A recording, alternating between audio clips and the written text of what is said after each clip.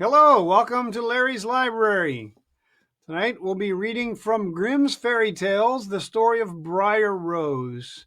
Most people know this story as Sleeping Beauty, but in the first story I read several days ago, a couple of weeks ago, was a fairy tales. So I've decided I will just read every story that's referenced in a fairy tales. And so I read Rumpelstiltskin yesterday, and today I'll be reading Briar Rose, also known as Sleeping Beauty. And we begin. Briar Rose, Sleeping Beauty. A long time ago, there lived a king and a queen who said every day, "If only we had a child." But for a long time, they had none. It happened once as the queen was bathing that a frog crept out of the water onto the land and said to her, "Your wish shall be fulfilled. Before a year has passed, you shall bring a daughter into the world." The frog's words came true. The queen had a little girl who was so beautiful that the king could not contain himself for joy, and he prepared a great feast. He invited his relatives, friends, and acquaintances, and also the fairies, in order that they might be favorably and kindly disposed towards the child. There were 13 of them in the kingdom, but as the king had only 12 golden plates for them to eat from, one of the fairies had to stay at home. The feast was held with all splendor, and when it came to an end, the fairies all presented the child with a magic gift. One gave her virtue, another beauty, a third riches, and so on, with everything in the world that she could wish for. When 11 of the fairies had said their say, the 13th suddenly appeared. She wanted to revenge herself for not having been invited. Without greeting anyone or even glancing at the company, she called out in a loud voice, "The princess shall prick herself with a distaff in her 15th year and shall fall down dead." And without another word, she turned and left the hall. Everyone was terror-stricken, but the 12th fairy, whose wish was still unspoken, stepped forward. She could not cancel the curse, but could only soften it, so she said, "It shall not be death, but a deep sleep lasting 100 years, into which your daughter shall fall." The king was so anxious to guard his dear child from the misfortune that he sent out a command that all the distaffs in the whole kingdom should be burned. As time went on, all the promises of the fairies came true. The princess grew up so beautiful, modest, kind, and clever that everyone who saw her could not but love her. Now it happened that on the very day when she was 15 years old, the king and queen were away from home, and the princess was left quite alone in the castle. She wandered about over the whole place, looking at rooms and halls as she pleased, and at last she came to an old tower. She ascended a narrow, winding staircase and reached a little door. A rusty key was sticking in the lock, and when she turned it, the door flew open. In a little room sat an old woman with a spindle, spinning her flax busily. "Good day, Granny," said the princess. "What are you doing?" "I am spinning," said the old woman, and nodded her head. "What is the thing that whirls around so merrily?" asked the princess, and she took the spindle and tried to spin too. But she had scarcely touched it before the curse was fulfilled, and she pricked her finger with the spindle. The instant she felt the prick, she fell upon the bed which was standing near, and lay still in a deep sleep which spread over the whole castle. The king and queen, who had just come home and had stepped into the hall, went to sleep, and all their courtiers with them. The horses went to sleep in the stable, the dogs in the yard, the doves on the roof, the flies on the wall. Yes, even the fire flickering on the hearth grew still and went to sleep, and the roast meat stopped crackling.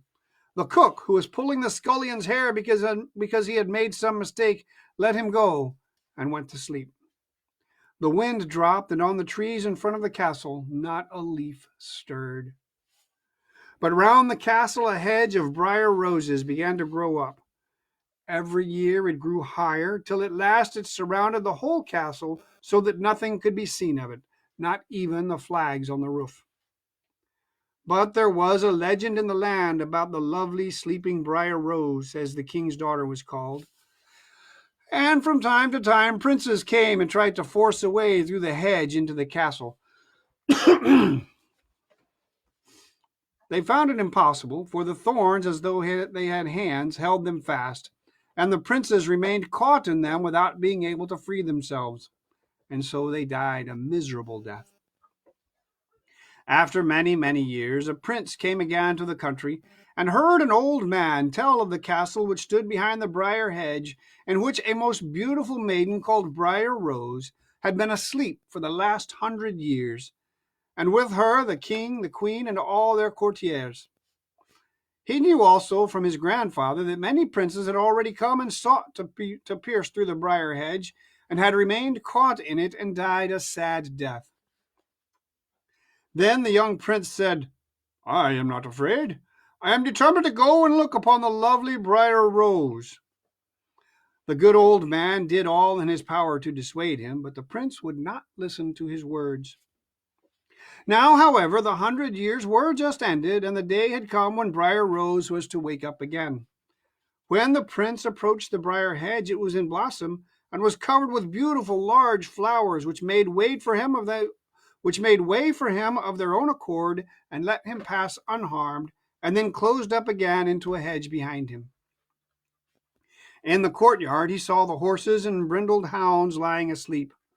On the roof sat the doves with their heads under their wings, and when he went into the house, the flies were asleep on the walls, and near the throne lay the king and queen. In the kitchen was the cook, with his hand raised as though about to strike the scullion, and the maid sat with the black fowl in her lap which she had been about to pluck. He went on farther, and all was so still that he could hear his own breathing. At last he reached the tower and opened the door into the little room where Briar Rose was asleep. There she lay, looking so beautiful that he could not take his eyes off her. He bent down and gave her a kiss. As he touched her, Briar Rose opened her eyes and looked lovingly at him. Then they went down together, and the king woke up, and the queen, and all the courtiers, and they looked at each other with astonished eyes. The horses in the stable stood up and shook themselves. The hounds leaped about and wagged their tails. The doves on the roof lifted their heads from under their wings, looked around, and flew into the fields. The flies on the walls began to crawl again. The fire in the kitchen roused itself and blazed up and cooked the food. The meat began to crackle, and the cook boxed the scullion's ears so soundly that he screamed aloud, while the maid finished plucking the fowl. Then the wedding of the prince and Briar Rose was celebrated with all splendor, and they lived happily till they died. The end. This has been Briar Rose. So you can listen in a little bit after you'll be able to listen to it later. So the additional stories from a fairy tales would continue with there'll be Snow White and Little Red Riding Hood, the Three Little Pigs, Jack and the Beanstalk, Goldilocks and the Three Bears, and I've already done Rumpelstiltskin, and we just did Briar Rose. I'm Pinocchio. And no, Pinocchio's not in the story, just his picture. And ending in Alice in Wonderland. So that one will take more than one day to read. So I'll do that one last. So thank you all very much. Keep your hands clean, stay socially distanced, and I guess if you're in Austin and decide to go out and sing Twinkle Twinkle Little Star. Yes, when you wash your hands, at least 20 seconds. And if you're in Austin, I guess you get to wear a mask when you go out in public. Bye. Hopefully this doesn't last too much longer. Thank you for listening. This has been Larry's Library. Bye. Don't scream. Bye, Charlie. Bye, Uncle John. Bye, Uncle Kevin. Bye, Uncle Kevin.